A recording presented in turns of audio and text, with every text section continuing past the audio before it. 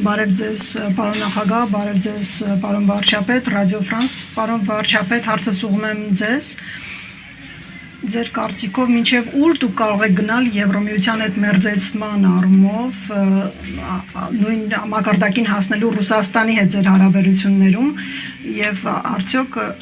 հնարավոր է ինտեգրել Եվրոմիություն, այ դուք խոսեցիք ռուսական միջամտության մասին Հայաստանում անցկացվելիք ընտրություններում, արդյոք դուք աջակցում եք այստեղ Երևանում վարչապետին ընտրություններից մեկ ամիս առաջ, արդյոք ձեր այդ աջակցությունը նույնպես օտարերկրյա միջամտություն չէ, շնորհակալություն։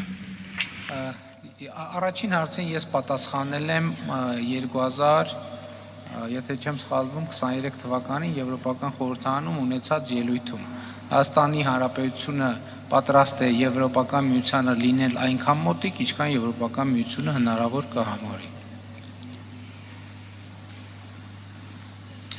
Pour ce qui me concerne, il faut distinguer ce qui sont des ingérences qui manipulent l'information. Պետք է տեսնել, թե որոնք են միջամտությունները, որոնք փորձում են մանիպուլյացիայի ենթարկել ժողովրդավարական կյանքը բաց երեսով, քաղաքական ստանձնվող որոշումներով եւ դիրքորոշումով։ Ես ստանձնում եմ այս աջակցությունը, ես ստանձնում եմ այս գործընկերոջը, որին վստահում եմ 8 տարի ի վեր, ինչպես անում եմ, արել եմ Մայա Սանդուի աջակցելով, Մայա Սանդու, որը դիմակայում էր ոչ եվրոպական ընտրություն եւ ես ստանձնում եմ լիովին այս որոշումը, այսինքն պաշտպանել Եվրոպան, Եվրոպայի որոշումները գալով այստեղ, բայց դա նույնը չէ, ինչ այդ փոխազդեցությունները, այդ տեղեկատվության մանիպուլյացիան, ԶԼՄ-ների միջոցով, կեղծ տեղեկատվություն տարածելու միջոցով, փորձելով ապակայունացնել իրավական պետությունը։ Տարբերությունը սրանում է եւ